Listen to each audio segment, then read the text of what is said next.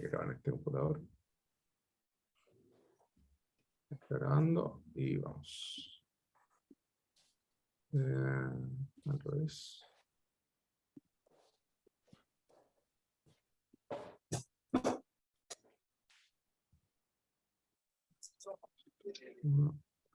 ¿Qué estoy compartiendo? No, me equivoqué compartiendo. ¿Dónde queda la barrita de compartir? Ahí sí.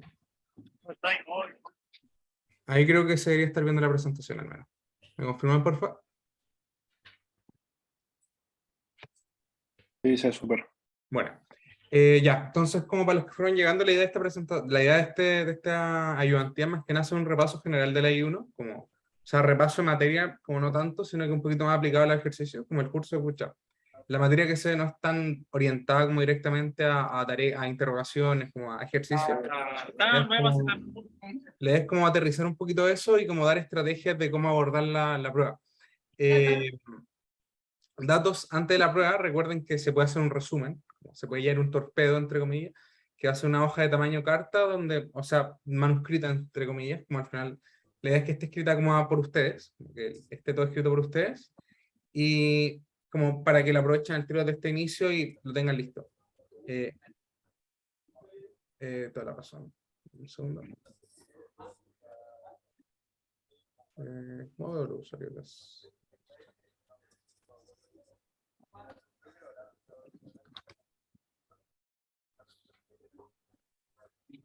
Ya, ahí sí. Entonces, lo que está diciendo es eso, como va a haber hay un torpedo, que es esta hoja de tamaño carta manuscrita, puede ser escrito en tablet, para que sepan cómo pueden escribirlo en iPad y después imprimirlo, pero lo importante es eso, es como que esté manuscrito, ojalá inicialmente, donde que lo escriban a mano. ¿Por qué esto? Porque la idea más que nada del torpedo, más que ayude en la prueba en sí mismo, la idea es que sirva como para estudiar. También tips generales, la prueba de 4 preguntas, siempre esto en todas las pruebas. Y en este en particular, en esta prueba entrarían como los temas de correctitud, me falta agregar complejidad. Correctitud, complejidad, sorting y dividir y vencer. Dividir y vencer, ¿por qué lo pongo separado de sorting? Se pueden recordar quizás que eran merge sort y quick sort, ya, porque si bien están esos dos como algoritmos, la idea de dividir y vencer es como va más allá de eso, va como estrategia algorítmica de cómo de ir dividiendo un problema en sus problemas más chicos que son más simples de resolver. Así que igual hacer la diferenciación un poquito entre las preguntas que son de sorting y las preguntas que van a ser, por ejemplo, de estrategia algorítmica, que es como se le dice en el curso. Las preguntas también van a ser en partes, en parte A, parte B posiblemente, y por lo mismo es muy recomendable leer toda la prueba antes de empezar ya con las preguntas. ¿Por qué ocurre esto? Porque si es que uno lo lee antes, puede al final decir, ya, la parte A me pide tal cosa y la parte B me pide tal cosa, y quizás la parte B tiene algún tip de cómo abordar la parte A, por ejemplo. Ya. Partamos entonces. No sé si hay alguna duda del formato de la prueba o algo, como antes de continuar. Ya. Entonces, vamos a partir con correctitud. ¿Cuándo un algoritmo es correcto? Quizás esto ya lo vieron el miércoles igual, pero como para reforzar un poquito esto, ¿por qué? ¿Por qué es importante reforzarlo? Porque muchas veces uno demuestra que el algoritmo funciona, pero eso es la mitad de la demostración nomás. Recuerden que para demostrar que un algoritmo es realmente correcto implica demostrar que termina primero un número finito de pasos, y segundo, que para todo input válido, esa es una palabra clave, input válido, cumple su propósito. ¿Cuál propósito puede ser? Ordenar, yo que sé, multiplicar algo, generar subarrays, bla, bla, bla, el algoritmo que sea. Pero, como lo repetía, lo importante son estas dos patitas, no es solamente onda que hacen inducción sobre algo y demuestran que cumple su propósito, sino que también es necesario que demuestren que termina el número finito de pasos. ¿Sí? Creo que alguien está chimuteando. ¿Por qué es importante eso? En este curso no lo vemos tanto, porque en este curso no se ve en particular, a menos que sea como Quicksort. Hay algoritmos que no terminan en un número finito de pasos, hay algoritmos que pueden no terminar. Así que es como es que tienen que estar esas dos patitas, eso es lo importante. Tienen que estar esas dos partes de la demostración para que sea una demostración totalmente válida. Ya. ¿Cómo se demuestra generalmente la correctitud de un algoritmo? Normalmente es por inducción. ¿Por qué? Porque la inducción, al final, la inducción matemática nos permite demostrar un algoritmo sobre todo el dominio, como esa es una parte importante. Versus, por ejemplo, otro método de demostración, como por ejemplo contrapositivo, contradicción, simplemente nos permite como demostrar que no ocurre ciertos bajo casos. Ya. Entonces, ¿por qué entonces es importante la inducción matemática? Posiblemente ya lo en otros cursos, también se vio un poquito esto en el inicio del curso. ¿Por qué eso? Porque nos permite demostrar sobre todo el dominio. Ya, entonces, para recordar un poquito la inducción, si tenemos una secuencia, por ejemplo acá SDN, que va a ser la suma de todos los números naturales hasta el n, que es básicamente esta la típica suma que recordarán de siempre, vamos a definir un algoritmo, que va a ser una forma alternativa de reemplazar esta fórmula. Va a ser simplemente como llevar el 1 más 2 más 3, bla, bla, bla, hallarlo a la fórmula n más 1 más 2, dividido en 2. ¿Por qué? Más que nada para hacer un pequeño ejemplo de inducción. La inducción tiene tres patitas, nuevamente, donde está primero la base inductiva, que es básicamente la hipótesis, o sea, no la hipótesis, sino que el caso base de donde nos vamos a fundamentar nuestra inducción. Recuerden que la inducción se hace sobre todo el dominio, pero para eso necesitamos un punto base que nos permite como generar sobre ese dominio. Y entonces, lo único que tenemos que hacer es mostrar que al aplicar el algoritmo sobre, acá hay un pequeño error en la presentación, acá debería ser sobre los primeros casos válidos. Hay algo muy importante con respecto a algún algoritmo, no se ve tanto en este curso, pero hay ciertos algoritmos que supónganse, pueden, funcionar para el 1, funcionar para el 5, al 10, y después funcionan del 15 en adelante. Eso implicaría que habría que demostrarle para el 5, y para todo eso es como que no habría que mostrar la continuidad inicialmente, sino que habría que mostrar todos los casos bases, y luego de eso mostrar, por ejemplo, el resto. Supónganse en Fibonacci, sería importante, por ejemplo, definir el trío f de 0 y f de 1, porque son ambos casos base. Entonces, acá, por ejemplo, lo mostramos solamente con f de 1, porque es nuestro único caso base. Sabemos que si funciona f de 1, va a funcionar f de 2, así que no tenemos tanto problema. Y la segunda patita, que esta es la más importante, que a veces llega a confusión, es la hipótesis de inducción. Es como es nuestra hipótesis, como dice. Tenemos que declararla y donde decir, ya, esto es lo que vamos a demostrar. Como onda, en este caso, lo que queremos demostrar es que f de n, o sea, la fórmula, es igual a la fórmula de la suma, onda que estas dos fórmulas son equivalentes. ¿Cómo demostramos eso entonces? Tenemos que hacerlo por tesis inductiva. Para esto tenemos que asumir nuestra hipótesis como correcta, o sea que f de n realmente es igual a la fórmula, es igual a la fórmula, y tenemos que demostrar que eso también se cumple para n más 1. ¿Por qué es esto? Porque al final, como es cualquier n, es un n arbitrario, si esto es correcto, entonces estaríamos abarcando todo el dominio. Si reemplazamos, por ejemplo, acá nuestra fórmula, ponemos f de n más 1, esto es lo mismo que f de n más n más 1, claramente, porque por cómo establecimos la fórmula. La fórmula de la sumatoria, esta fórmula. f de n, sí, nosotros sabemos que S de n es lo mismo que f de n, por hipótesis, entonces más n más 1 debería ser lo mismo. Entonces, volvemos a modificar la fórmula para que sea la original, después aplicamos ¿cómo se llama esto? La factorización, factorizamos, y llegamos a que la fórmula finalmente nos queda como n más 2 por n más 1, que equivale a aplicar la fórmula con n más 1. Por lo tanto, como equivale, entonces, por inducción, nuestro f de n es correcto. Este es un ejemplo súper simple, igual después lo vamos a ver en el algoritmo. Ya, ahora lo vamos a ver el tema del algoritmo. No sé si hay alguna duda de inducción como base, como inducción como concepto.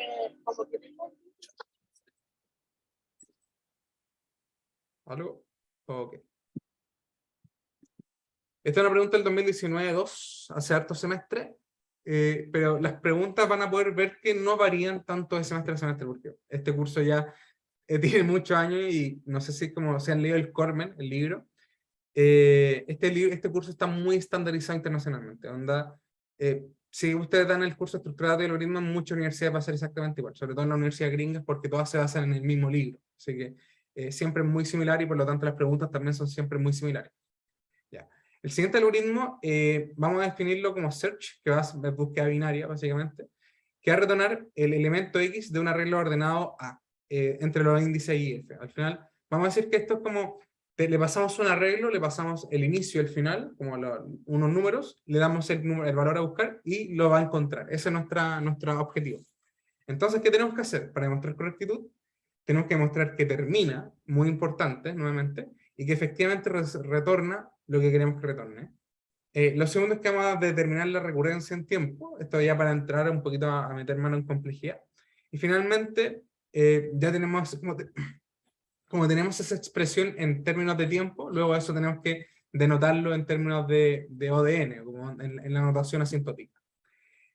A veces como que se puede parecer una diferencia, este TDN pueden recordarlo bien por discretas, que es solamente la expresión de tiempo y no necesariamente no indica alguna cota. Así que por eso es importante como diferenciar TDN y ODN.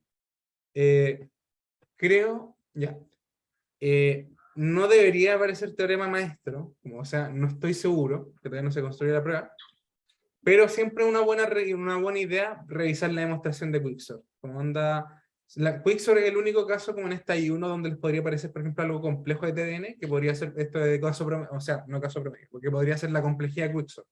Como podrán recordar, la complejidad de Quicksort se demuestra con el teorema maestro, así que para que lo tengan un poquito en mente, quizás sea buena idea escribirlo como en los apuntes, como cuál es la complejidad de Quicksort y cómo se llega ahí. Hay un pequeño tip. Ya. Entonces, el algoritmo hace lo siguiente. Si f es menor a i, no se retorna nada. ¿Por qué? Porque el array entonces no sirve. Y si no, se determina un m que al final va a ser el elemento del medio de ese array. I más f dividido en 2, listo. Porque el elemento del medio nuevamente, no hay ningún problema con eso.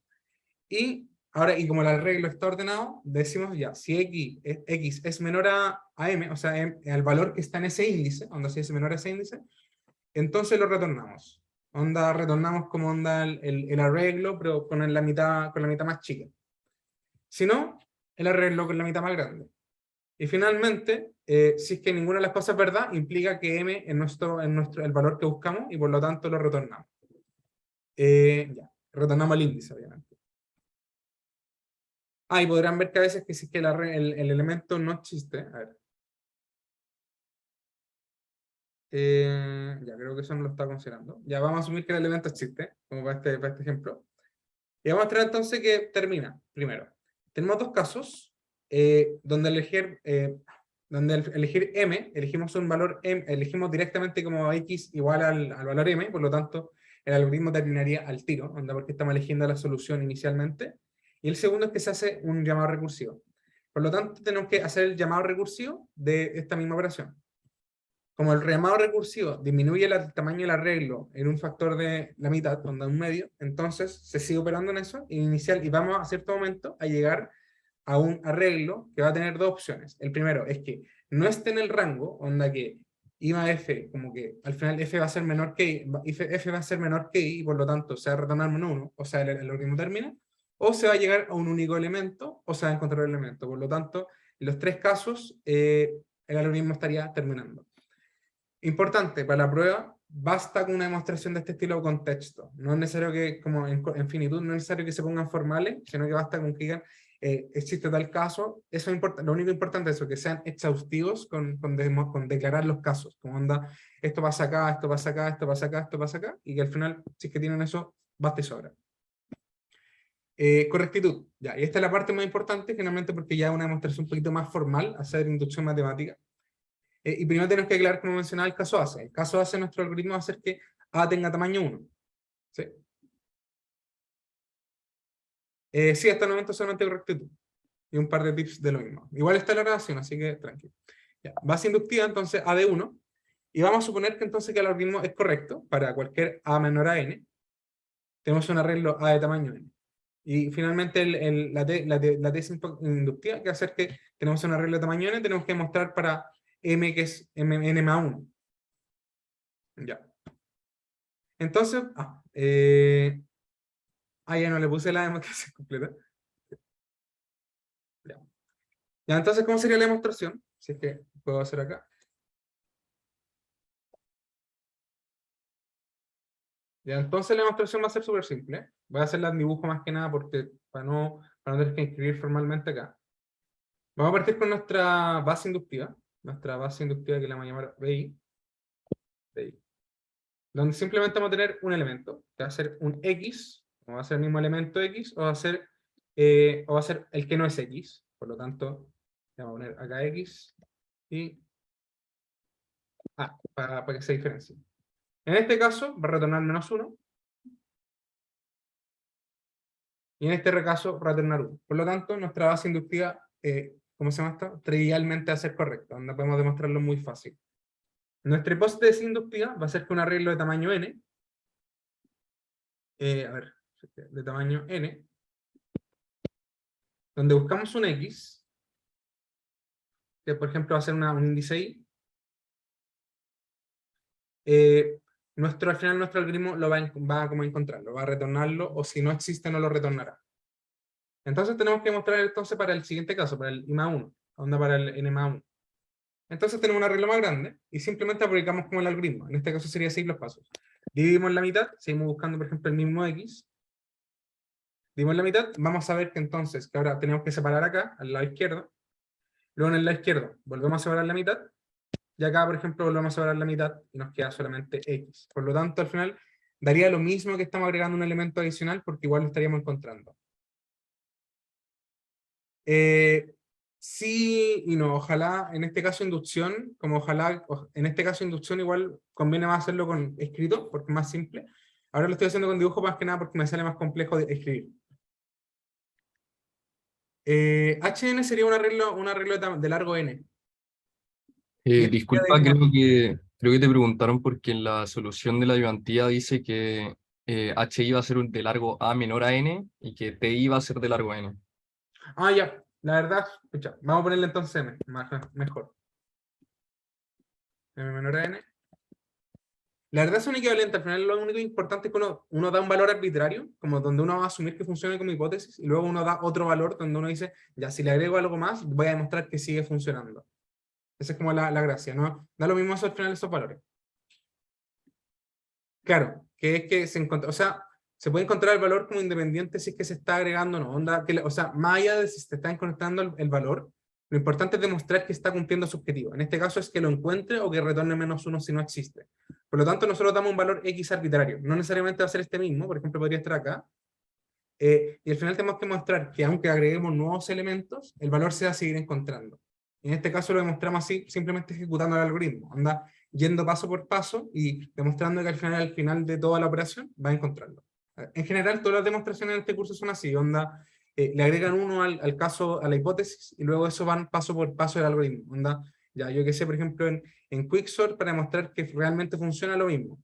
Dicen ya, entonces está desordenado, igual después vamos a ver Quicksort en detalle, pero por ejemplo en Quicksort vamos a decir que Quicksort ordena un array de tamaño n. Déjenme borrar esas cuestiones. Vamos a decir de n, nomás para Quicksort, para no complicarnos más con el n más 1. ¿Qué es lo que hace Quicksort? Selecciona un pivote, entonces seleccionó el pivote, va a ordenar entonces, va a hacer la llamada recursiva por estos que están acá a la derecha, por esos que están ahí a la derecha, le pone otro color acá para que sea un poquito más. Y eso ya otro llamado recursivo para los que están a la izquierda. ¿Ya? Luego de eso, por ejemplo, su algoritmo, luego de eso su demostración va a decir, ya, entonces luego se hace exactamente lo mismo con este. Pero como este tiene un tamaño menor a n, entonces ustedes por hipótesis saben que eso se cumple y por lo tanto esto quería bien ordenado. Bien ordenado. Y esto también, porque al final también va a ser menor a n sí o sí, bien ordenado. Disculpa, ¿Sí? una pregunta es que no me queda muy claro si tenía algún tip como para identificar la propiedad que hay que demostrar. Al final, o sea, en este curso son bien directas. Suponte, en este caso, por ejemplo, toda esta parte capítulo 1 de sorting va a ser como que el algoritmo ordene, va a ser como es el principal. Pero, por ejemplo, hay otros ejercicios que me acuerdo del semestre pasado, no fue el semestre pasado, fue hace hartos semestres, que había un algoritmo que era como que el algoritmo efectivamente sumaba, que era una forma de decir, por ejemplo, que tengo tuplas A, B, C. Un algoritmo clásico igual de que quizá vieron en otros cursos. Y la gracia es como encontrar todas las tuplas A, B, suman C, como encontrarlas todas. Lo mismo, acá como parten solamente con un dominio de uno, como de dos elementos para decir que efectivamente se cumple, lo suman para n y después dicen que el caso n más 1, todos los casos como adicionales se van sumando. Así que, sí, en general también lo otro eso. En este ramo son más o menos textuales lo que se pide, así que, a ver, sí, ya me acordé del ejemplo del semestre pasado. Ya el semestre pasado un algoritmo sorting, creo que no sé si lo vieron en clase, acabo de hacerlo con Quicksort, este es muy similar. El que se vio fue uno que se llama Cocktail Sort. Cocktail Sort es un algoritmo de sorting que básicamente lo único que hace es que va de izquierda a derecha, como haciendo swaps entre elementos, donde decir, no, ya, si este es mayor a este, entonces lo mueve, si después de ese mayor a ese lo mueve, bla, bla, bla, como uno por uno. Y después hace exactamente lo mismo, pero hacia la izquierda. Es bien ineficiente, pero es más que nada como para entretener la idea de cómo funciona. Voy a ponerla acá. Entonces, ya este algoritmo funcionaba eso como un left to right sort, o sea, eso que les decía como para cada elemento, yo que sé, este que lo vamos a dejar acá, lo compara con el siguiente, ya, si es menor, entonces lo deja ahí, si es mayor, entonces lo mueve. Después, si es que sigue siendo mayor, lo va moviendo hasta que en algún momento se encuentra con uno que es menor y lo deja ahí. Luego que eso ya está listo, se hace lo mismo, pero a la izquierda, donde parte desde acá, y lo mismo, donde dice, ya, entonces este más y este menor, lo mueve para acá, y así. Ese era el algoritmo, y al final lo que había que demostrar primero era que, ya, primero había que declarar qué es lo que hacía el left to right, como onda que en este caso era que el left to right nos aseguraba que cualquier elemento a la izquierda va a ser siempre menor que el de la derecha. O sea, eso como la relación directa entre ellos dos, como entre un elemento A y un elemento B. Y por lo tanto lo que había que mostrar era eso, que efectivamente este algoritmo, el left to right sort, realmente como que generaba esa propiedad de que el elemento de la izquierda siempre iba a ser menor que el de la derecha. Ojo, que es importante por este algoritmo, no nos aseguraba como que el de más a la izquierda fuera efectivamente menor, pero es como, era por tuplas, como esa es la gracia, como que este iba a ser menor que este, pero no nos aseguraba nada entre el verde y el azul. Es un tema más que nada de cómo funciona el algoritmo. Así que eso es como al final, como fijarse en el detalle de lo que estamos pidiendo demostrar en el enunciado. Igual la mayoría de veces todas estas cosas ponen un poquito mal el enunciado. No sé si eso ha respondido mal la duda. Perfecto. Ya. Y lo mismo, como les mencioné el caso de Quicksort, va a ser exactamente lo mismo. Onda, ustedes toman un pivot, van a decir, ya está el pivote. Entonces, en el caso en el caso, por ejemplo, de este segmento que le vamos a ver M sí o sí va a ser menor que N, porque está dividido al menos en 2, así que, o sea, está dividido en algún número, y por lo tanto va a ser menor que N. Eso no implica que entonces va a estar ordenado, sorted. Este también va a ser JL mejor. Menor a N, también entonces va a estar sorted, porque asumimos que el algoritmo cumple para valores menores. Entonces, lo único que tenemos que demostrar ahora es que cuando se haga el merge de ambas particiones, que estas realmente continúan ordenadas. Y él simplemente es aplicar el algoritmo y decir, oye, ¿sabéis que continúan ordenadas? Entonces podemos demostrar por inducción de que efectivamente Quicksort cumple con el objetivo. Ya. Ahí como para un poquito más reforzar el tema de inducción. O sea, ¿por qué es importante eso? Porque va a entrar una pregunta esto, sí o sí. Y esta pregunta generalmente es relativamente simple, así que pucha, recuerden que tienen que responder 3 preguntas. Si ya responden una, tienen un 3 de base, como onda, con una pura pregunta de correctitud y complejidad, ya tienen un 3, así que, o sea, no le apunten al 3 nunca, por favor, como que apunten a lo más alto de la prueba, pero para que sepan como que es fácil asegurar la nota en esta pregunta de correctitud. La recurrencia en tiempo, que es importante. La recurrencia es la siguiente, ¿por qué? Y lo vamos a leer como juntos. Primero, en cada paso de nuestro algoritmo, que vamos a llamar TDN, lo que hace es que divide el array, como el input, en un tamaño exactamente igual. Acá lo importante, en este curso, como vamos a trabajar siempre con arrays, o siempre con listas ligadas, o elementos así, como están bien definidos los elementos, nuestro input, o sea, nuestro tamaño de input, ese n, el n, siempre es la cantidad de elementos. ¿Por qué es importante aclarar esto? Porque a veces en discreta o en otros cursos se ve como que n puede ser otra cosa, como onda el tamaño de memoria, puede ser, yo qué sé, la cantidad de letras que tiene algo. No, en este caso, en este curso, n va a ser siempre la cantidad de elementos que hay en la estructura. Así que eso es algo importante. Y ya. Entonces, ¿qué es lo que hace esto? Sobre esta cantidad de elementos, divide en 2 y después hace dos llamados recursivos. Como anda el llamado recursivo de esto, es el llamado recursivo, y el resto de la operación es un tamaño, ¿cómo se llama esto? Fijo. O sea, hace este llamado o hace este, y el resto de esto sería un tamaño como constante, 1. Por lo tanto, la recursión es, ya, si n es 1, o sea, hay un puro elemento, el tamaño va a ser 1 porque va a retornar al tiro, onda a retornar acá o a retornar acá, y en caso contrario, se va a hacer un llamado recursivo con la mitad de elementos, y aparte, ¿cómo se llama esto? El 1 base, el 1 de costo base. Entonces, lista, esa es nuestra ecuación de recurrencia. Una duda. ¿Sí? El más 1 viene de la comparación con el X, ¿no? Claro, o sea, el 1 decía como ejemplo este m, el tamaño constante, al final como el tiempo constante de operaciones que nos está tomando. En este caso, por ejemplo, realmente es 1, 2, 3, bla, bla, bla, pero eso no da lo mismo, 1. Y también el tamaño, siempre... y también el tamaño del caso base, no es otra cosa.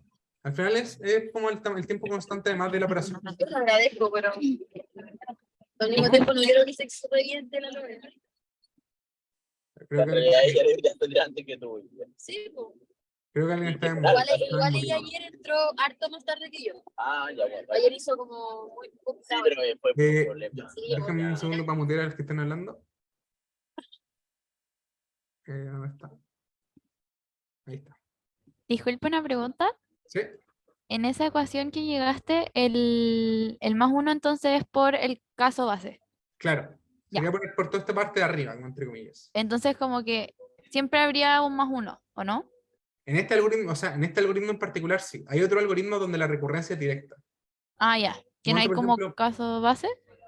claro, sí, por ejemplo hay algoritmos donde directamente se ejecuta, por ejemplo, merge sort. Merge sort no revisa, como revisa casi nada al principio, anda simplemente como ejecuta esto. Ahí varían un poquito igual las cosas, como que va a depender un poquito de este caso, de esto como hay que hay antes.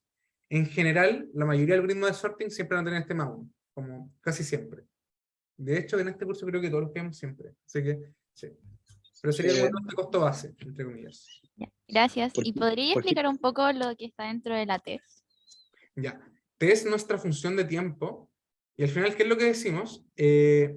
Nuestra función de tiempo lo único que nos dice es, ya, vamos a ejecutarla sobre un n, en este caso hacer un n igual al tamaño de a, al valor absoluto en este caso, como la cantidad de elementos, y en este caso, ¿qué es lo que está haciendo? El algoritmo dice, ya, define un m, que va a ser i más f dividido en 2, o sea, justo el elemento del medio, ¿y qué es lo que hace entonces?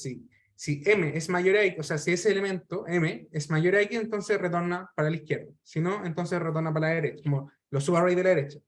¿Qué es lo que hacemos entonces? N medios. ¿Por qué está S menos 1? Porque pueden revisar que acá no se considera m, como onda, m no se está considerando, como que se están revisando los elementos antes de m y los elementos después de m, porque m ya no nos sirve. Así que de ahí viene S menos 1. Ya, eso mismo quiero ver ahora cómo resolverla. Como onda, ya tengo la ecuación de recurrencia. Ahora, ¿cómo lo lleva a un, cómo se llama esto? ¿Cómo lo llevo a un, cómo se llama esto? ¿Cómo se llama esto? Anotación no. Entonces tenemos esta ecuación. No sé si respondí eso bien de cómo se genera esto acá arriba. Como el n-1 dividido en 2. Sí, perfecto. Ya, bueno. Buenísimo. ¿Te puedo hacer una última pregunta? ¿Sí? Que todavía no entiendo el más uno porque en verdad, o sea, se están haciendo como muchas más operaciones como definir el M o la comparación. Entonces, ¿por qué Sí. específicamente E1? Uno se refiere a constante, la verdad, porque nos da lo mismo como lo que hacemos acá, como al final la cantidad de n elementos, al final el único valor que nos interesa como grande es n. El resto pueden ser constante, lo que sea. Como por ejemplo, todos estos que estamos sumando como constante es simplemente una constante. Así que en términos después de cualquier notación va a ser O de 1. Por ejemplo, ya, de hecho, vamos a ver la resolución, por ejemplo, de cómo llevarlo, cómo resolver esta ecuación y después vamos a ver por qué es 1 siempre. ¿Dónde y por qué no ponemos otra cosa? Ya, vale, gracias. ¿Algún tip para llegar a cualquier ecuación de cualquier algoritmo? Ya, para cualquiera difícil, como cualquiera un poquito complicado. Lo que recomendaría hacer es partir siempre con el caso base. Onda ver el caso base y qué es lo que ocurre después cuando le voy agregando alimentos de a poquitito. Como onda, ya, por ejemplo, en este caso, ya, mi caso base es ser 1, porque es simplemente una comparación. Ya, los que entran en la I1 son generalmente este estilo. Onda, van a ser tipo un caso base más una recurrencia de algún tipo. Acá podría ser, por ejemplo, dividir en 2, dividir en 3, y ahí hay que fijarse como en cuántos elementos se particiona el espacio. Por ejemplo, en el caso de Quicksort, si es que vemos, por ejemplo, el caso de Quicksort que estamos revisando recién, que ojalá, no quiero quitarle mucho tiempo acá después a Pablo que hay que ver eso. Vamos a ver el caso de Quicksort de nuevo. Tenemos un array, y el array lo particionamos en 2. Como onda lo particionamos en un valor arbitrario. Entonces, nuestro caso base sería como ya. Vamos a hacer T de n inicialmente. T de n. Y luego vamos a tener T de n, yo qué sé, n medios más T de n medios. Asumiendo que el pivote parte en la mitad. Acá no voy a entrar mucho en detalle porque Quicksort, como saben, tenemos el pivote al azar, pero vamos a decir que ahora toma el medio porque para simplificarlo un poquito. Entonces sería como la complejidad. ¿Cuál es la complejidad entonces? ¿Cuál es la ecuación de recurrencia? 2TN medios más 1. Al final, porque al final estamos ya haciendo dos llamadas recursivas por el, ¿cómo se llama esto? Por Quicksort. En este algoritmo que estamos viendo ahora, estamos haciendo solamente una llamada recursiva. El caso base. Sí, al final el caso base también puede ser n igual a 1, como dice Pablo. Los que entran en la I1, como les mencionaba, van a ser casi todo igual así, y los que no van a ser directos, donde por ejemplo insertion sort y selection sort son mucho más directos, donde simplemente iteran sobre todos los elementos, así que no hay mucho más que revisar. De hecho, si no recuerdo mal, la complejidad de insertion sort es, la ecuación de recurrencia es 1 más 2 más 3 más 4 hasta n, como es la sumatoria nomás, así que no es tanto más allá de eso.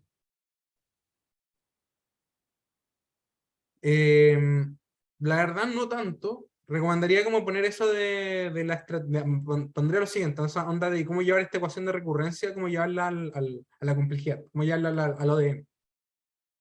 Ya. Hay dos formas entonces de resolver esta ecuación de recurrencia, una es con teorema maestro, y otra es analizándolo nomás, como están esas dos opciones. Y vamos a usar como, acá algo muy importante, vamos a usar teorema maestro o lo que sea, pero acá algo muy importante, a veces van a tener estas ecuaciones que tienen este techo o el piso. ¿Cómo lo solucionamos? Asumimos nomás, vamos a asumir con potencias de 2. Entonces vamos a decir que como ODN es asintótico, onda, solamente tiene una cota superior, vamos a acotar más nuestro TDN, diciendo que TDN va a ser menor o igual a un TDN con potencia 2. Acá está. TDN va a ser menor o igual a TDN, pero donde simplemente vamos a sacarle esta cota, donde le vamos a sacar el -1 para que nos quede más simple.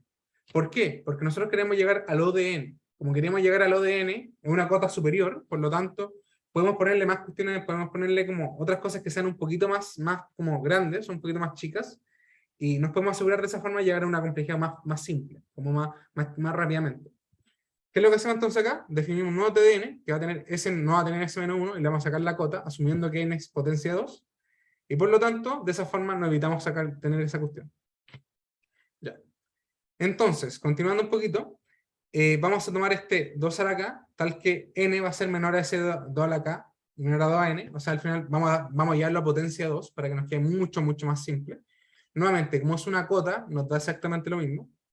¿Y qué es lo que hacemos acá? Reemplazamos, onda, TDN lo reemplazamos por un TD a la 2k. ¿Por qué TD a la 2k? Porque vamos a asumir como que es como un reemplazo simple, onda n igual a 2 a la k, y listo. Y esto va a ser T', nuestra función que acabamos de decir acá, esta de acá, como estamos diciendo que es menor o igual, va a ser menor o igual, o sea, acá es prima ya, así que va a ser lo mismo que T a la 2k, de T a la 2k menos 1 más 1. ¿Por qué? Por esto. Porque le estamos dividiendo en 2 y le estamos sumando 1. Déjenme tomar un poquito de agua. Volvemos a ejecutar. Ahora con nuestra nueva variable t de 2k menos 1, y nos queda t de 2k menos 2 más 1 más 1. T de k menos 3 más 1 más 1 más 1. ¿Cómo llegamos a esto entonces? Nos queda que la ecuación de recurrencia, o sea, como la ecuación como ya como factorizada, va a ser t', toda la k menos i, más i, donde i va a ser como el elemento A. Entonces va a ser como el final el valor i, o sea, como la cantidad de elementos que tendría la cantidad arbitraria de separación. Entonces, como tenemos esta ecuación, si k es igual a i, que sería como el caso ideal, entonces va a ser 1 más k. Y entonces, en t de 1 va a ser, ¿cómo se llama esto? 1. Y como t a la 2k, acá importante, t de 2k, que va a ser como cuando lo evaluemos en el caso base, ahí voy a evaluar entonces el k menos 1. Entonces, como 2k lo definimos de esta forma como menor a 2n, entonces vamos a aplicar logaritmo nomás y vamos a decir que k es menor a log de 2n. Y entonces simplemente quedamos con la ecuación de pasar ese 2n a 1 más logaritmo en base 2 de 2n o log de n. Y eso es lo importante también del 1, porque podría ser, por ejemplo, 10 y nos da exactamente lo mismo, porque onda es notación O, así que es una cota superior. Ya, fue un poquito rápido acá para verlo como por encima, vamos a verlo ahora más detalladamente, como para simplificar un poquito el proceso. Ya, tenemos nuestra ecuación de recurrencia, sin embargo tenemos un par de problemas acá si lo queremos desarrollar. El primer problema es que tiene una cota y tiene un -1, por lo tanto, si queremos desarrollar esta expresión, no podemos hacerlo directamente, porque no sabemos el valor de n, así que no sabemos si, por ejemplo, si es par, o si no es par. Si no es par, por ejemplo, al restarle 1 es par y nos queda simple esta ecuación, pero si no es par, entonces implicaría y queda un resto, Por lo tanto, nos molesta mucho esta cota, como este gorro, o nos molesta mucho, como por ejemplo, el piso, en caso de que tengamos la operación. ¿Qué es lo que hacemos? Recuerden que ODN es una cota superior, no es el valor en sí. Por lo tanto, simplemente nos interesa un TDN tal que sea menor o igual a algo. No nos interesa que sea, por ejemplo, no nos interesa que sea exactamente igual, sino que interesa que sea menor o igual. Por lo tanto, vamos a declarar otra expresión que va a ser menor o igual a n. O sea, que va a ser menor o igual a nuestro TDN. ¿Cuál va a ser esto? Exactamente la misma, pero le vamos a sacar el 1. O sea, va a ser mayor o igual en este caso. Mayor o igual porque la cota está arriba. Sorry, no sé por qué está diciendo menor o igual. Entonces, le sacamos el 1. Y como le sacamos el 1, vamos a asumir también que n va a ser par. ¿Por qué es esto? Para más que nada como sacar este techo. Ya. Sacamos el techo y vamos a definir este t de n, que va a ser simplemente mayor o igual. ¿Cuál es la gracia de que sea mayor o igual? Que su cota, la cota en términos de O de n, va a seguir siendo la misma, porque recuerden que O de n es una cota superior. Luego lo que hacemos es que acá tenemos otro problema. N está dividido en 2, por lo tanto nos quería una ecuación de recurrencia más o menos fea. ¿Por qué? Porque al final acá adentro no tenemos nada en términos de n. No tenemos nada en términos de n. ¿Por qué el n-1 es n después? No entendí eso. Ah, ya no, Sí, es ese simplemente mismo. ya estamos definiendo un t de n, que es básicamente esta nueva expresión. No es que haya cambiado t de n, sino que lo acaba de modificar. Como lo acabamos de modificar, sacándole el techo. Si hubiera sido piso, habría sido exactamente lo mismo, la verdad. Como al final, el techo y o sea, sí, buen punto. Es que Carlos, al final como que se le suma 1, por decirlo así, porque entre el techo y el piso lo que te da es la división por 2 de un rango. Entonces, si tú le sumas 1, siempre aseguráis que sea mayor. El Tn' siempre ser mayor al Tdn. Por eso se hace como ese arreglo matemático para después simplificarlo más fácil. Ah, ya entendí la pregunta. Ya. Sí, es para eso, es para sacar los pisos o techo. La verdad, en todas las ecuaciones van a tener de esta forma, al final, como estas son constantes y todo el resto de cuestiones son así, van a hacer los ajustes que ustedes quieran para al final determinar esta ecuación de que algo sea mayor o mayor o igual a n. En este caso, como era el techo, por eso se hizo así. Ya. Sí, por el techo. No, en el piso sería exactamente lo mismo, entonces. En este caso en particular, porque al final queremos que sea mayor o igual a n. Ya, entonces, ¿qué es lo que hacemos después? Como tenemos siguiendo el problema con que sea n medios, como acá no tenemos nada en términos de n, nos molesta este n medios porque si queríamos expresar esta ecuación nos quería como t de n cuartos más bla bla bla bla, nos quería un poquito feo. ¿Qué es lo que hacemos? Usamos reemplazo, como en cálculo, en cualquier otro ramo, donde vamos a decir que nuestro n va a ser menor o igual a un 2 a la k, donde k va a ser cualquier valor. Eso es importante. Y esto a la vez va a ser menor a 2 a la n. O sea que este valor va a ser mayor a n, pero menor a 2n. Así que al final es como, eso es como nuestra restricción para que sea potencia 2. ¿Por qué es esto? Para seguir manteniendo esta relación de menor o igual. Para que al final no se elimine esa relación de mayor o igual, para que al final siga estando acotado. Ya, entonces definimos t a la 2k y lo evaluamos. Como t a la 2k es fácilmente divisible por 2, simplemente nos queda t a la 2k menos 1 más 1. Y expandimos la recurrencia, luego de eso continuamos resolviendo, t a la 2k menos 1. Sí, sigue estando dividido. Acá este t' simplemente lo único que hace es como en la fórmula, donde estamos siguiendo aplicando la misma fórmula.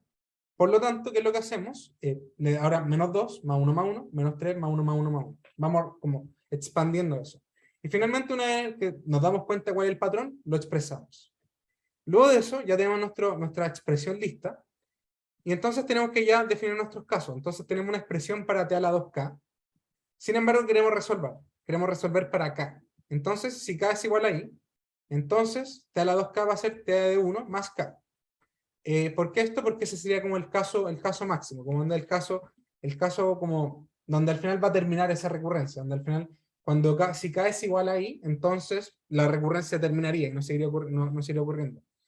Ya, la realizamos, t de 1 es 1, por lo tanto, tenemos que después aplicarla, onda acá ese t de 1 de ahí, onda cuando llegamos al último elemento, porque al final, como recordarán, vamos expandiendo la recurrencia hasta que llegamos hasta cierto número, y en ese número, cuando llegamos a esa expansión, nos va a quedar que es t de 1 más k, y por lo tanto tenemos que resolver ese 1. Y como sabíamos por el caso Awesome, t de 1 es 1. ¿Y qué es lo que tenemos que hacer ahora? Tenemos que ver este k en términos de n.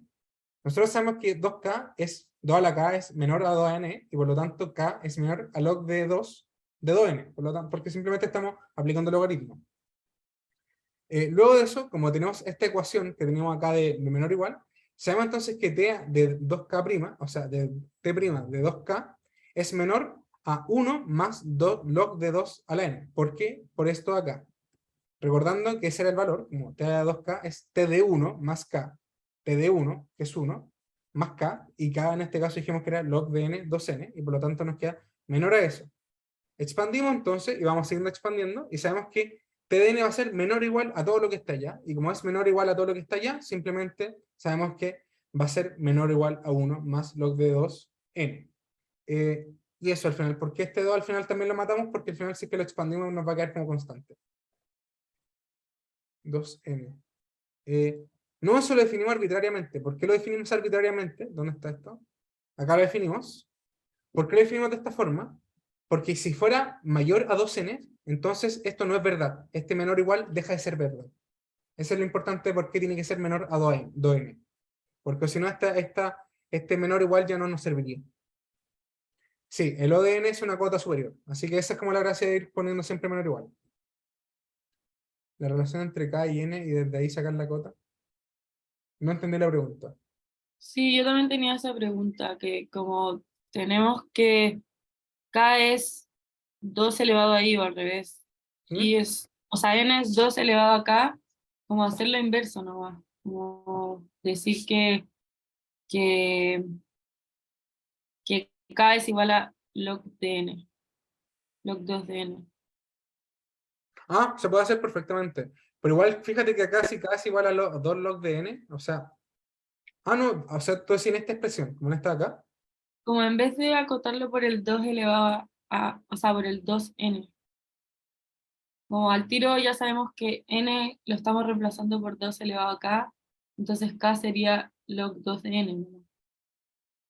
Y como que da lo mismo.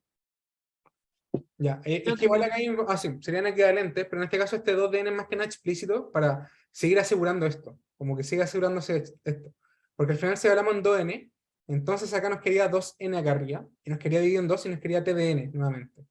Así que nos seguiríamos cumpliendo la expresión de acá arriba. Eso es como lo importante. Pero sí, la verdad en este caso serían equivalentes. Menor a doble A. Sí, se podría hacer desde un inicio de esa forma.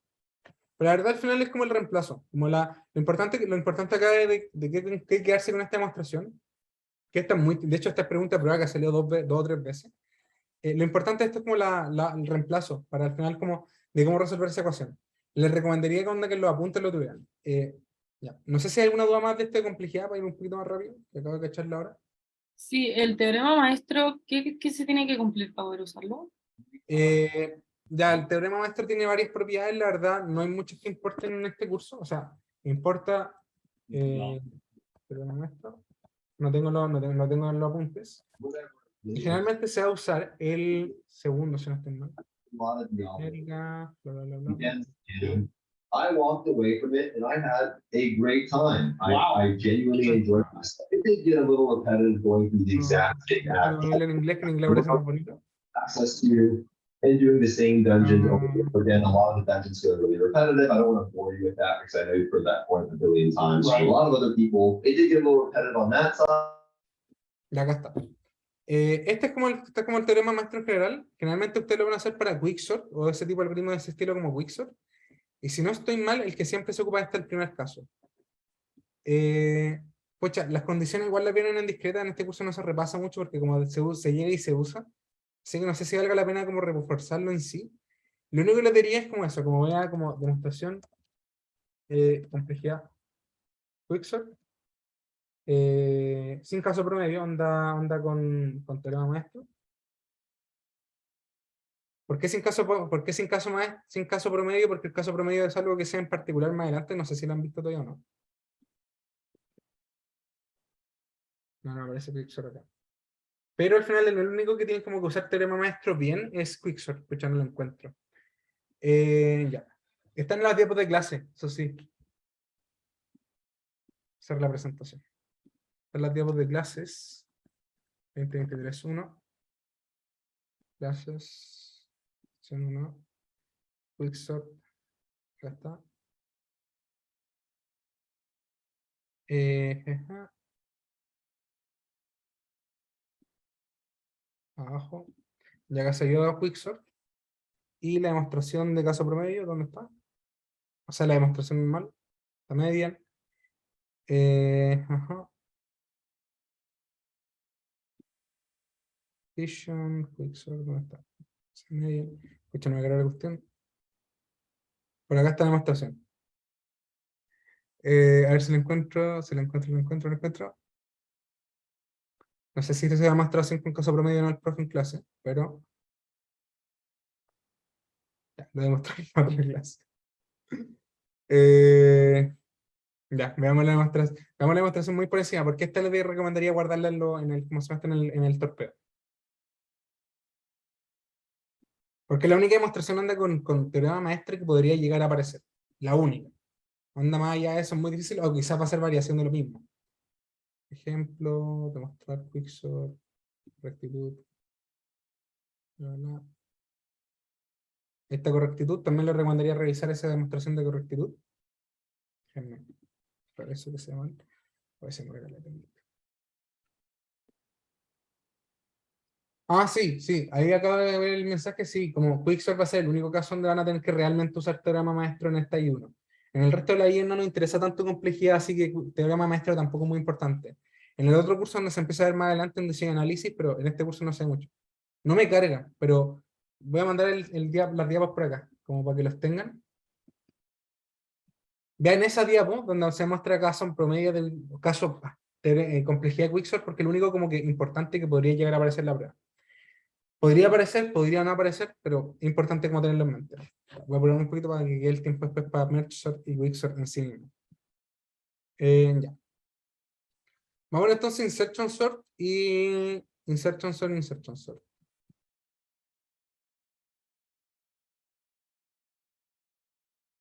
Ya. Entonces tenemos este algoritmo que vamos a decir que Insertion Sort funciona mejor para problemas pequeños. Sea n la cantidad de elementos de una secuencia por ordenar y que a un valor a determinar con k menor a n. Ah, no, este es de Mergesort. Mergesort creo que lo vamos a ver más adelante con Pablo, así que para que no tener que ver esto 2 veces. Ya. Ok, Mergesort.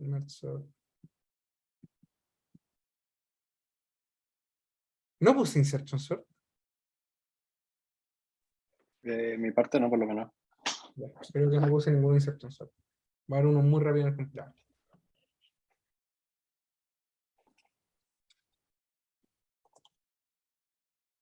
Ya, estos algoritmos de sorting como Insertion Sort o Selection Sort son bien simples.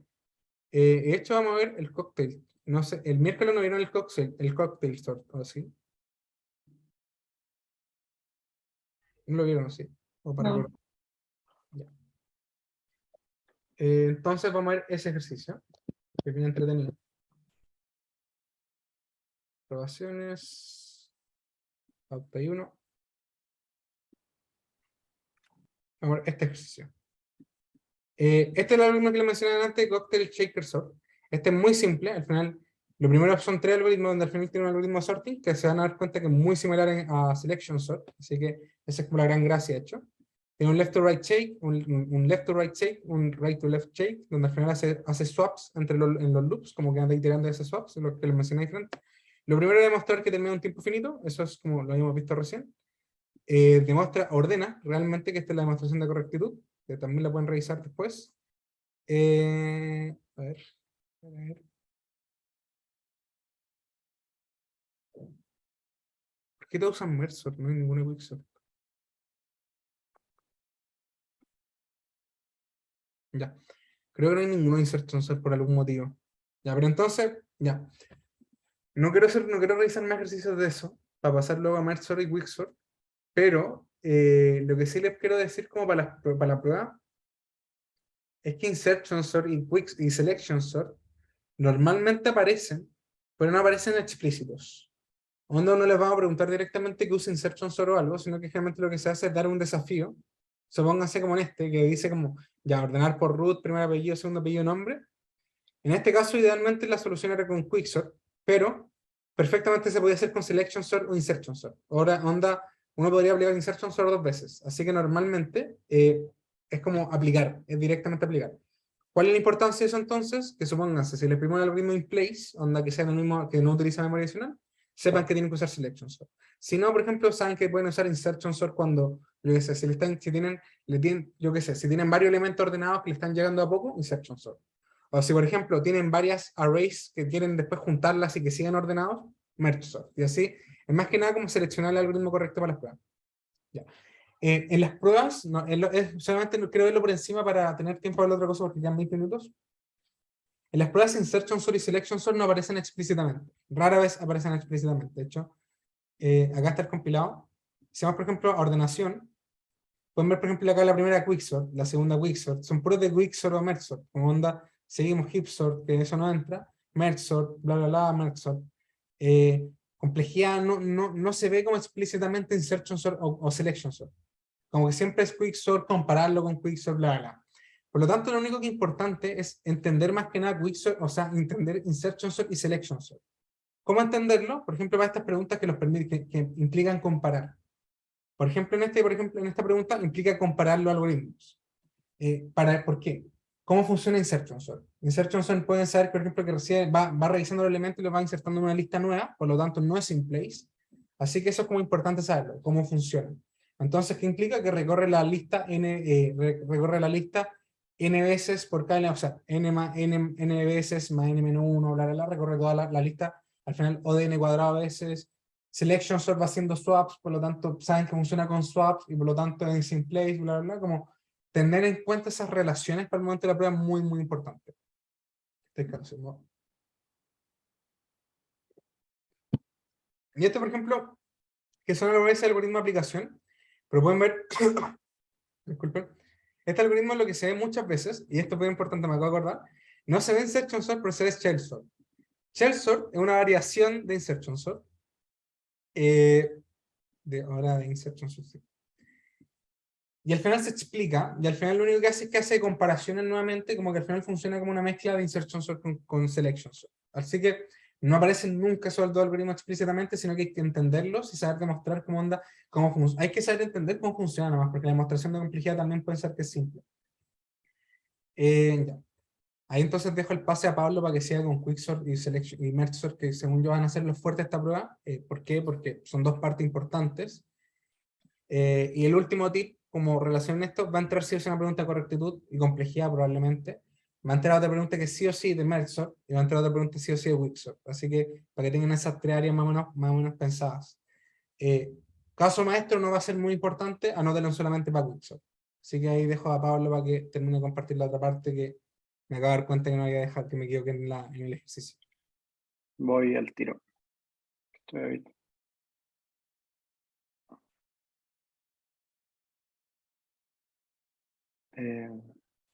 ¿Puedes compartir tú, Carlos? Tengo un problema que no. Primera vez que comparto pantalla en Zoom con este computador, entonces tengo que como cerrarlo todo para que me deje. Está muteado. Ahí está. ¿Te pregunto desde qué día de la más adelante? Antes desde el problema 3. Ya se vamos a saltar. Ahí está, antes. Ya. Eso. Ya, perfecto. Entonces ahora vamos a ver cómo dividir para conquistar. Entonces tenemos planteado este problema, que creo que está en el compilado, pero si no, debe ser sí o sí de una prueba pasada. Bueno, dice, estrategia algorítmica, sean X e Y conjuntos de datos no ordenados, ¿cierto? Son dos conjuntos, puede ser un array si lo quieren representar como en una estructura de datos, que no están ordenados previamente, lo que se busca hacer es lo siguiente. Se calcula el producto cartesiano entre ambos conjuntos, o sea, todos los pares posibles con elementos de X y otro de Y, sea Z, este nuevo conjunto, ¿cierto? Yo escucho producto cartesiano y es como, ya, como me están mezclando cosas, pero no se preocupen, al final solamente guíense como por la definición formal, que la vamos a explicar. Formalmente, producto cartesiano de Z va a ser como un par, piénsenlo quizás como una tupla, de X e Y, cuando X pertenece a un conjunto, el X, y el Y pertenece al conjunto grande Y, ¿cierto? Entonces tengo dos conjuntos, como que se me pasaron dos arrays, y me dijeron como, bueno, haz como pares, de uno con X y uno con Y, y así, ¿cierto? Y eso me da resultado un conjunto Z de puros pares X y Y. Dice, se pide ordenar dichos pares según el valor de la suma Z igual X más Y, y en caso de empates, dejar el primero que está con respecto a X, ¿cierto? O sea, si X más Y me da, por ejemplo, 7 y otra suma me da 7, tengo que dejar ordenado respecto al primero X, ¿cierto? Y después dice, asume que cada suma en Z es 1, ¿cierto? Entonces, por ejemplo, 7 puede ser 5 y 2 o 6 y 1, pero no va a haber otro 6 y 1 en en mi conjunto Z, ¿cierto? Pueden haber, los resultados de las sumas pueden ser iguales, pero no los dos números iguales. Después dice, describe una forma de calcular las sumas de forma eficiente en un entorno altamente paralelizado. Acá ya entramos que nos dice al tiro que tenemos que nosotros intuir que dividir para conquistar o para vencer es nuestra mejor forma de aproximarnos. Y después dice, dada la suma, describe una estructura que permita mantener los pares ordenados y la suma correspondiente. Y finalmente, describe un algoritmo de ordenación que ordene eficientemente los pares ordenados basándose en el resultado de la suma, ¿cierto? Cuando dice eficientemente es porque tenemos que aplicar un algoritmo que he visto en clase o que hemos estudiado, porque de repente llegan pruebas que es un algoritmo cualquiera con una eficiencia, entonces eficientemente también en el fondo es aplique un algoritmo, ¿cierto? ¿A qué se refiere con altamente paralelizado? Es altamente paralelizado, para no ponerme a explicar cómo en sí que es, intúyanlo como que se pueden calcular se pueden calcular cosas en forma paralela. Entonces, siempre en este curso por lo menos va a ser dividir para conquistar la mejor forma de aproximarse a un problema donde se puede calcular de forma paralelizada. Dale a la siguiente. Entonces, para la A, vamos a tener, yo le puse ZSum, ¿cierto? Vamos a tener una función, lo escribí en C, para que se puedan acostumbrar quizá a la notación. No tenemos un array inicial, tenemos un i y un f que van a ser los índices, y el inicio y final, ¿cierto? Entonces, si i igual f, entonces el array vamos a calcular, ¿cierto? Primero el z, después el a y el b, ¿cierto? Va a quedar como, el valor va a quedar como una tupla triple, por decirlo así, ¿cierto? Tres números, el z, el a y el b. Entonces el z ya sabemos que es la suma entre a y b, y si no, ¿cierto? Si i es menor a f, en el fondo si todavía queda un largo de array, de largo distinto a 1, vamos a tener un m, que lo va a ser con un punto medio. Acá hay que corregir el 1, no es menos 1, sino que es un i también. Entonces vamos a tener un i más la mitad, ¿cierto? Le agregamos la mitad, que es la distancia entre f menos i, partido en 2. Y vamos a ir a hacerlo de dos maneras. Primero el array de forma recursiva de i del inicio hasta la mitad y después de la mitad más 1 hasta el final. Entonces, yo sé que ustedes lo miran y dicen, como, ¿qué forma más rara de calcularlo así? Porque simplemente podrían recorrerlo de una, pero como ya estamos hablando de como un entorno altamente paralelizado, esta es una forma aplicando dividir para conquistar, para calcularlo de forma paralelizada, porque en el fondo hace llamadas recursivas constantemente hasta que llega como al caso base, donde calcula solamente una tupla y después ya queda ordenado. Si volví a la slide anterior, Carlos, entonces esa es la A y la B, ¿cierto? Escribe una forma para calcular la suma de forma eficiente, ya lo hicimos. Dada la suma, escribe una estructura que nos permita mantener los pares ordenados y la suma correspondiente. Y eso lo vamos a ver ahora. Es solo suma, sí. No ordena, es solamente la suma. Finalmente escribe un algoritmo de ordenación que ordene eficientemente. Eso es lo que vamos a ver ahora. Entonces, si le dais dos siguientes, a ver. Entonces acá nos presentamos con dos funciones, ¿cierto? Un sort y un merge. Entonces, si partimos por el sort, tenemos un array, un inicio y un final, ¿cierto? Igual que antes. Y sí, en el fondo el inicio es menor que el final, es porque todavía tenemos array por iterar, ¿cierto? Volvemos de nuevo al m, que también le falta el i en vez del 1. Y llamamos recursivamente a las dos mitades, ¿cierto? A la mitad del inicio hasta el medio, después del medio más 1 hasta el final, y le hacemos el merge. Y ahora si entramos en el merge, hay harta notación, que vamos a ir simplificando un poco, ¿cierto? Tenemos array, inicio, medio y final. Lo que vamos a tomar L1 y L2 van a ser dos valores, ¿cierto? Cuando que son dos largos, el largo del array 1 y del array 2, que en el fondo vamos a tener nuestro array inicial, y lo vamos a dividir en dos arrays. Esos dos for que continúan son en el fondo para traspasar los datos. Y después vamos a ver si leen detenidamente la línea después del while, en el fondo va a ir como haciendo merge, por eso la función se llama merge, de, bueno, cuál es el valor inicial de cada array, ¿cierto? El 0, y lo va a ir poniendo, ¿cierto? El 0, ¿por qué? Porque estamos hablando por el 0, ¿ya? Por eso está el 0, y el A y el B en el fondo van iterando en el largo del array, ¿cierto? Si el A es más chico que el B, o sea, si el valor del inicial del array 1 es más chico que el del array 2, vamos a poner el del array 1, si no, el, ¿cierto? Ponemos el del array 2, y ahí el A o el B va aumentando, en el fondo, cuánto va avanzando como ese valor donde estamos. Y después los otros while, en el fondo es, si todavía nos quedan valor en alguna de las dos listas, ¿cierto? Porque no tienen por qué exactamente ser del mismo largo, vamos simplemente, cuando ya esté ordenado, vamos a añadir el resto de los valores. Y así es que en el fondo es como hacemos un sort propuesto merge. Dale, no sé si hay dudas respecto a eso. ¿Es solo suma? No, sí, pues el Z sum solo suma y después el Z sort ordena con un merge sort. Perfecto. No sé si hay otra duda, si no pasamos a quick sort. Algo importante más de contexto para las pruebas. Cuando les pedimos un algoritmo, basta a veces con que lo escriban. Onda, por ejemplo, pueden no es necesario como que siempre escriban pseudocódigo, sino que, por ejemplo, basta con que describan lo que está haciendo, como onda paso a paso, como onda, así como casi como pseudocódigo, basta y sobra. Como así como ya casi ejecuta tal cosa. Eso como acotación. Sí, sí, sobre todo no escriben, por favor no escriban como con la puntuación, o sea, no se preocupen de escribir con la puntuación porque les va a tomar más tiempo. De repente los ejemplos van con puntuación y todo, solamente para que leer código de repente, por lo menos para mí, es a veces más fácil que pseudocódigo cuando hay notaciones que juntan mucho. Ya, démosle con quicksort.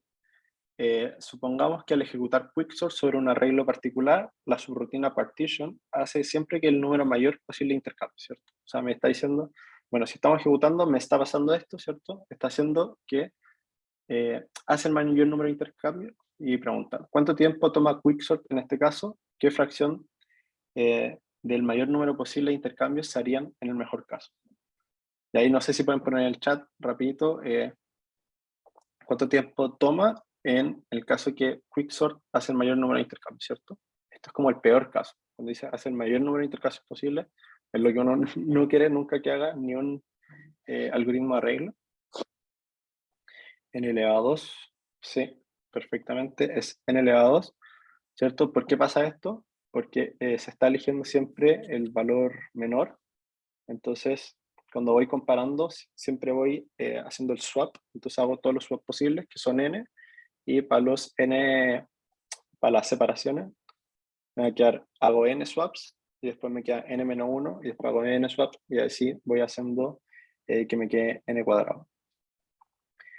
Y en la B es un ejercicio más típico de prueba, que muchas veces pasa que nos proponen algoritmos conocidos, quicksort, lo conocemos en clase, y después me dicen, bueno, ¿qué pasa si lo alteramos un poco? ¿Cómo se comporta? Entonces es súper importante que también piensen cómo este ejercicio es, que son típicos, pero siempre, no sé, pues de repente alteran un poquito los algoritmos y te preguntan cómo se comporta.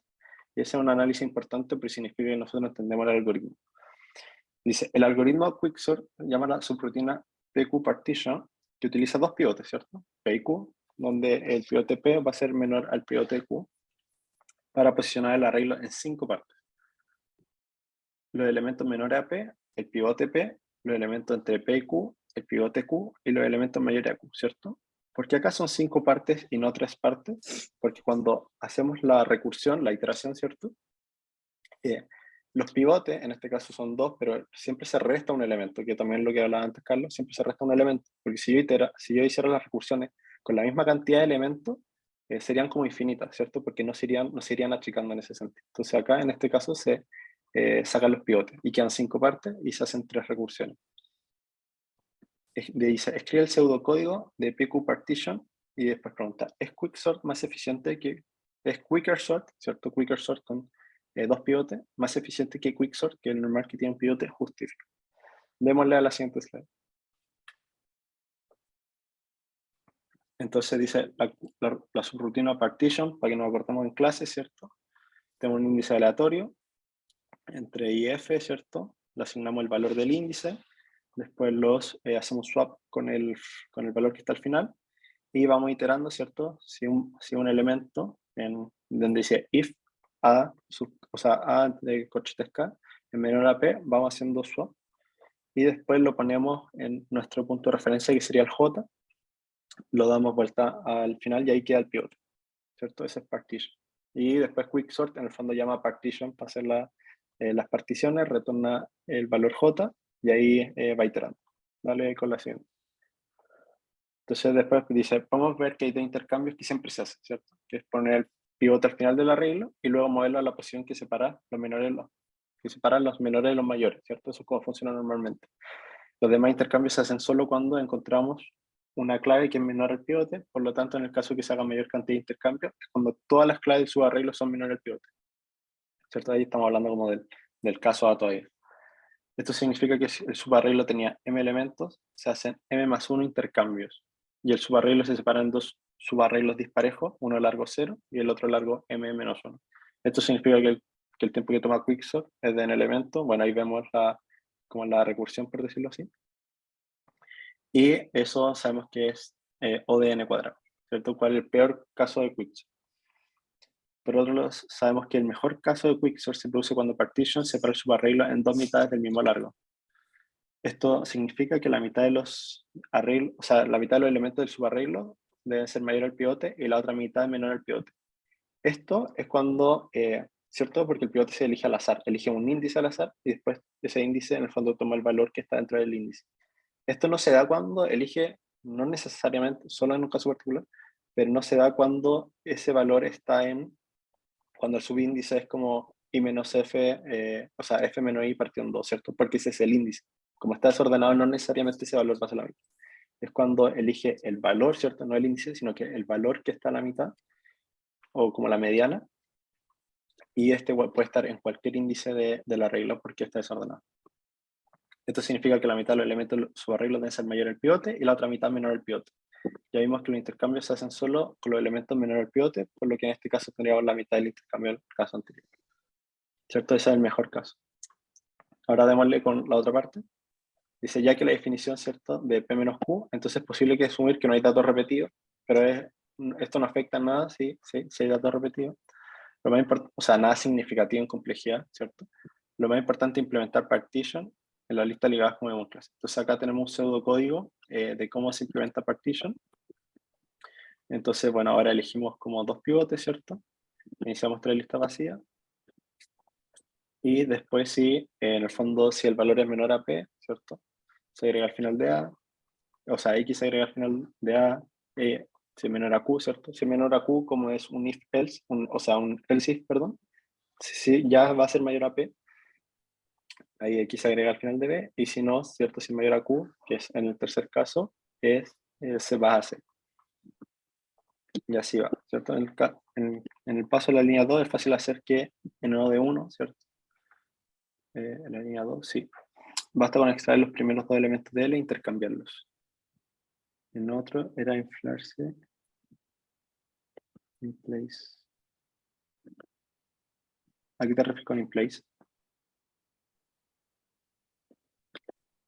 Ya entendí. O sea, no, Memoria. o sea, no y sí. Tipo partition normal es in place porque al final hace swaps. Acá lo mismo, onda A, B y C podrían ser también, puede ser que no, podría ser perfectamente también como en el mismo array. Acá no se hace in place, no es como un tema de simplicidad del pseudocódigo. Pero son equivalentes, la verdad. Sí. Si in place o no, muchas veces no en todo, depende de la implementación. Hay algunos que como que no son in place independiente de la implementación, pero en estos casos la mayoría sí dependen de la implementación como uno lo haga. Recordemos que el peor caso de Quicksort se produce cuando partition se para en una secuencia de metadatos, ¿cierto?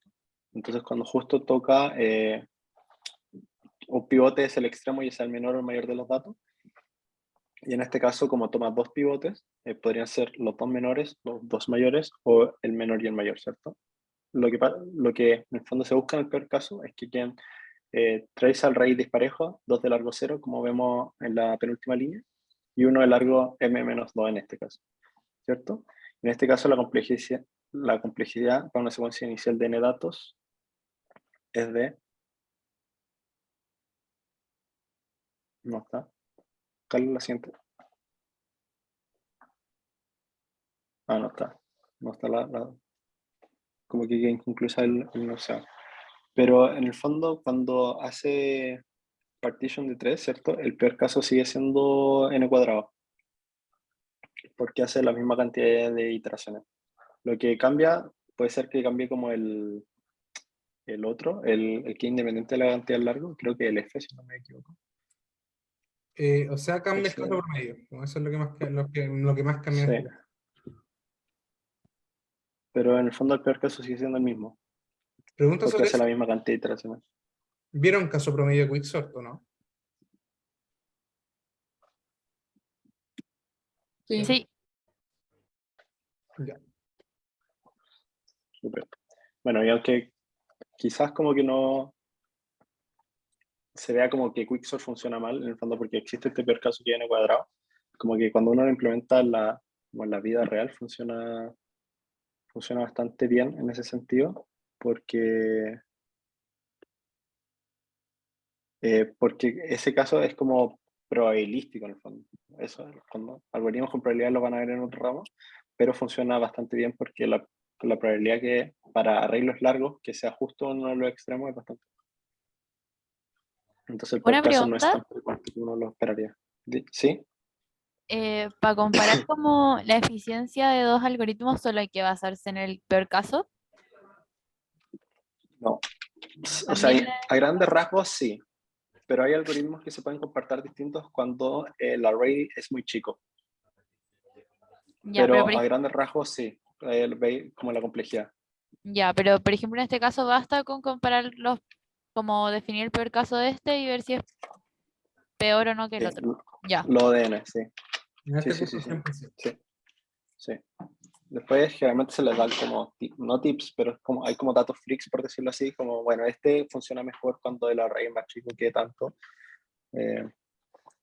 Pero en general siempre llévense por la complejidad de ODN o ODN cuadrado. Ahí van comparando en función de eso.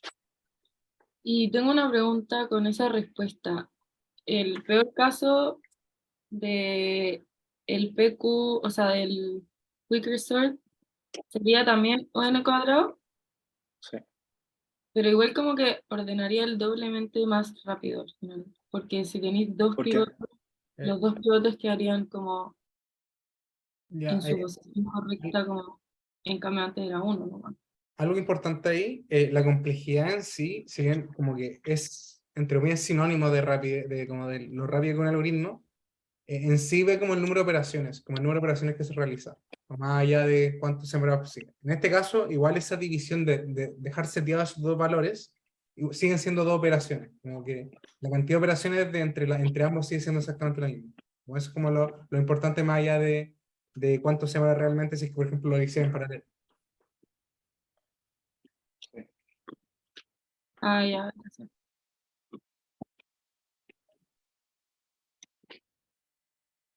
Démosle con Mergesort, ¿cierto? Mergesort, sabemos, lo vimos también antes, utiliza la estrategia de ir para conquistar, dividiendo los datos en dos y luego resolviendo el problema recursivamente. Considera una variable de Mergesort que divide los datos en tres y luego ordena recursivamente y los ordena recursivamente para luego combinar todo en un arreglo ordenado usando una variable de merge que recibe tres listas. Esto igual que, en el fondo, estos son como más o menos, seguimos con los ejemplos de prueba, que son algoritmos conocidos, Mergesort, ¿cierto? Y le hacemos una pequeña variación y vamos a ver cómo se comporta. Y en el fondo esto es como lo que nos vamos a interesar y es la forma de evaluar muchas veces estos algoritmos. En la A dice, escribe la recurrencia de n del tiempo que toma este nuevo algoritmo para un arreglo de n datos, ¿cierto? N va a ser como la cantidad de el largo del arreglo. ¿Cuál es su complejidad en notación asintótica? Y en la B dice, generaliza esta recurrencia a t de n, k para la variante Mergesort que divide los datos en k, ¿cierto? Ahora vamos a generalizar, ya no necesariamente va a ser en 3, sino va a ser en k. ¿Cuál es la complejidad de este nuevo algoritmo? En función de n y k, considera que la cantidad de pasos que toma merge para k lista ordenada de n elementos en su totalidad es de n log de 2, ¿cierto? O sea, n log de k en base 2.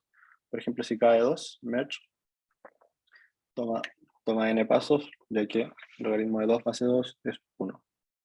¿Cierto? Entonces primero vamos a hacer para este caso específico, que es de 3 listas, y después lo vamos a generalizar. Finalmente, ¿qué sucede con la complejidad del algoritmo cuando k tiende a n? Vamos con la siguiente. Ya no va quedando nada, así que voy a no ir como rápido, pero la idea es que entiendan como las ideas generales, cómo se resuelve esto, y después como ojalá lo vean detalladamente, para que también vean cómo se escribe una notación formal. Entonces dice, sabemos que merge funciona en ODN, ¿cierto? Y merge sort funciona en OD1 para solo un elemento, y que para el input n esta variable se llamará recursivamente. Entonces, como divide en 3 listas, una lista la va a ser n tercios techo y la otra n tercios piso. ¿Por qué? Porque no podemos asegurar por ahora que n sea un producto de 3, ¿cierto? O sea, que sea múltiplo de 3, perdón. Entonces, esa división puede dar un número no entero.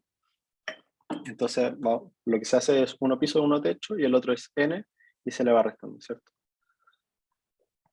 Y después se demora en n para ordenarlo, o sea, para juntarlo. Alternativamente, podemos generalizar la recursión como 3 veces, ¿cierto? T de n tercios. Techo. Dale con la siguiente. Entonces, para la complejidad asintótica, podemos ver como el algoritmo general, que es, ¿cierto? T de n de A por T de n partido en B, más la función. Y acá tenemos dos opciones, utilizar el teorema maestro o resolver con una recurrencia reemplazando recursivamente. Entonces, para los que preguntaban antes, ahí tenemos 2 formas de resolver estas cosas. Uno con teorema maestro, que es más rápido, o la recurrencia reemplazando recursivamente. Entonces, también tip ahí, a veces se pregunta, a veces no se pregunta, pero sí escriban como el teorema maestro porque les puede zafar de un buen apuro si no se lo saben como más o menos de memoria. Entonces, ya sabemos que en el tamaño del problema, acá lo importante son los parámetros A y B. A es el número de subproblemas de la recursión, ¿cierto? Como lo generalizamos antes, era 3, ¿cierto? Y B es el tamaño de cada subproblema, ¿cierto? Ahí lo dividimos en 3 y quedan 3 a raíz de 1/3. O sea, de n tercio. Y Fn es el costo de dividir el problema. Y después volver a unirlo. En el caso anterior es dm. En este caso, podemos acotar la recurrencia por arriba, sabiendo que cada subllamada tendrá lo más n tercios techo elementos, por lo que podemos decir, ¿cierto? Esa es como la forma de acotarlo. Aquí tenemos que AB igual 3 y que Fn, o sea, Fn igual a n. Y por teorema maestro, acá ahí falta como, ahí sale, según teorema maestro, el caso 2, de los que mostró Carlos, tenemos que Fn pertenece a, ahí es simplemente reemplazar el A y el B, ¿cierto? Ustedes identifican, reemplazan, y si pertenece, ya tienen listo la complejidad. Entonces es O de n lo que n. ¿Ya? Esto es súper teorema maestro, llegar a aplicar así, tienen que ver, son 3 casos si no me equivoco, entonces tienen que ver si pertenece al 1, al 2 y al 3. Hay más casos que no pertenecen, pero no creo que los vean en este curso, cuando no pertenecen ni uno de los 3 casos. Y si no, también lo pueden hacer en la recurrencia recursiva, como lo vamos a ver ahora. Entonces, si tenemos una recurrencia, sé que estamos pasadito a la hora, pero si se quieren quedar a ver esto, igual creo que es importante. Quizá o no esté en la prueba, pero sí o sí van a estar en otros cursos. Si ya están tomando estructura de datos, sí o sí van a tomar los otros cursos, así que para que pongan atención. Para resolver esta recurrencia reemplazando recursivamente, buscamos un K, ¿cierto? En el fondo que sea como un múltiplo de 3. Esto es lo mismo que mostraba Carlos cuando era n2 par, pero ahora solamente lo va a hacer por 3. Se cumple que en Tn, ¿cierto? Va a ser menor o igual a de T de 3 elevado a la K, ¿cierto? Acá se busca siempre como simplificar o hacer como un cambio a que sea escrito como de forma de potencia. También lo pueden ver en la demostración en clase. El profe también lo hace como que lo cambia a T de n a que esté escrito en T de 2 elevado a la K, y así es mucho más fácil después desarrollar la recurrencia. Entonces, ya si lo tienen escrito en T de 3 elevado a la K, ¿cierto? Se ve así inicialmente, y después expandiendo la recursión, pueden ir expandiendo como a mano los casos, ¿cierto? Entonces, 3 elevado a K por 3, ¿cierto? Por los corchetes es esto, ¿cierto? El T de, estoy diciendo esto, pero no me ven, creo, mi mouse. Entonces ven los corchetes que están ahí en la línea 1, ¿cierto? Comentada a la derecha. Y esa ya es la recursión, y después la recursión de nuevo, ¿cierto? Ahí ven el otro T de la línea 2, y arman los corchetes para mostrar esa recursión. Y después ya ven, pueden ver, también esto es como práctica, no es llegar primera vez uno lo va a demostrar así de fácil, pero ya puede como generalizar la recursión, ¿cierto? Es igual a i por 3 elevado a la k más 3 elevado a i por t, ¿cierto? De 3 elevado a la k menos i, ¿cierto? En la línea 6. Esto se va soltando cada vez que uno va haciendo ejercicio, lo pueden ir viendo en el compilado de varios de recursión. Si no hagan pueden hacerlo varias veces, el que viene en clase lo pueden hacer varias veces para soltar la mano en cómo demostrar con recursión esto.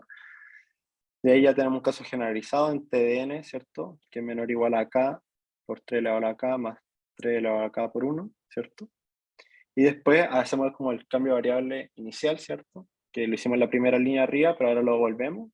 3 elevado a la k, ¿cierto? Va a ser menor que 3 elevado a la n, entonces reemplazamos. Y tenemos que t elevado a la n, ¿cierto? Va a ser menor que k, ¿cierto? Como lo vimos en la primera y segunda línea, ¿cierto? T elevado a la n es menor o igual que k por 3 elevado a la k más 3k. Y eso es menor que el logaritmo de 3n base n por 3 más 3n. Son hartos 3 y n, perdón si no se entiende tan claro, pero vean cómo inicialmente en la primera y segunda línea cambiamos de variable, ¿cierto? De n a 3 elevado a la k, y después volvemos nuevamente, ¿cierto? Manteniendo las desigualdades, que es súper importante, porque si yo me rompo las desigualdades, me pierdo la demostración, pero manteniendo las desigualdades, hay arreglos matemáticos que son como súper bonitos, por decirlo así, y después concluimos finalmente que Tn pertenece a la complejidad de n log n, ¿cierto? Y en este caso, ya acá es súper bueno que lo aprecien, el logaritmo es base 3 y no es base 2. ¿Por qué? Porque lo dividimos en 3 casos, ¿cierto? Pero en términos de complejidad, eso no es significativamente, es un poquito más rápido, pero no es significativamente más rápido, entonces se generaliza como n log n. Entonces, sin importar la cantidad de recursiones que yo hice, si son 3, 4, ¿cierto? O k recursiones, la forma generalizada, ¿cierto? Son n log n en complejidad.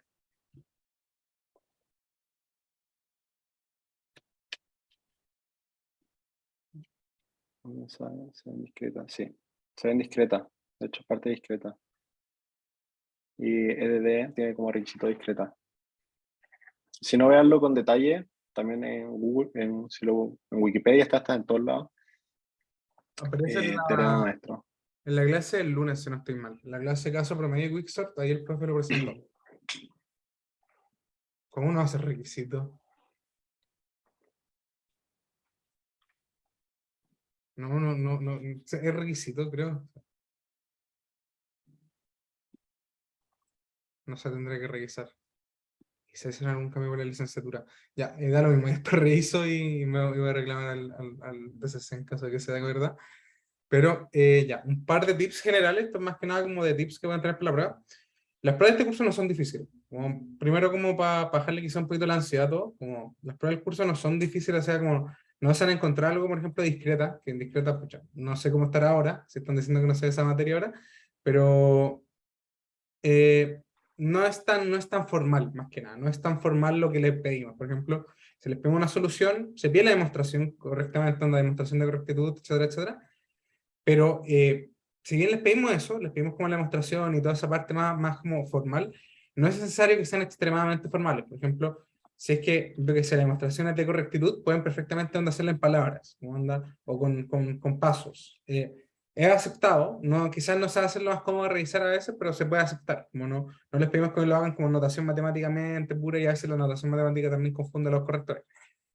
Lo otro es que estas, por ejemplo, esta es como de calcular complejidad, sí o sí va a entrar uno en la prueba, lo mismo que correctitud. Lo otro, un par de tips que quizás les puede revisar los algoritmos Shellsort y Three-Way Partition. Three-Way Partition también se le conoce como el Dutch Flag Problem, por si alguien no lo conocía.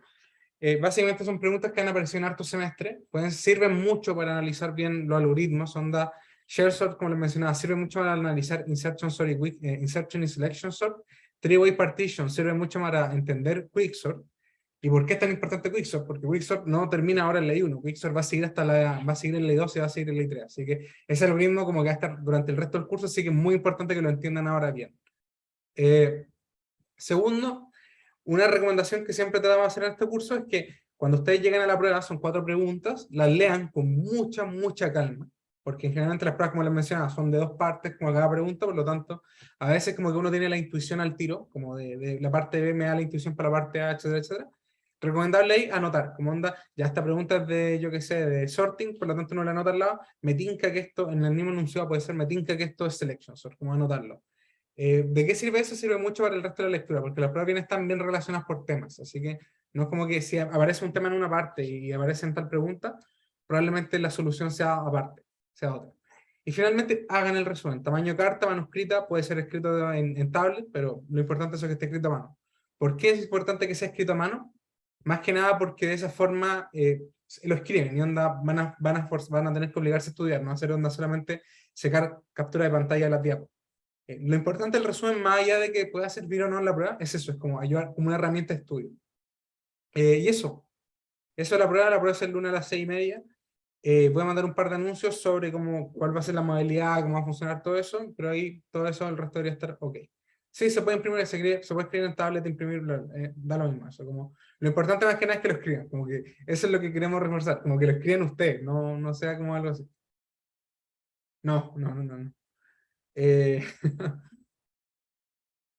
no se puede compartir, no se puede enviar e imprimir el resumen, compañero. Eso, suerte con la prueba. Voy a subir el video de YouTube al tiro. Y también están subidas las clases de repaso el miércoles. El miércoles también hicieron repaso, así que quizás les pueda servir. Eso. Chao. Voy a dejar de Cuídense. grabar. ¿Cómo dejar de grabar? Siento guaso.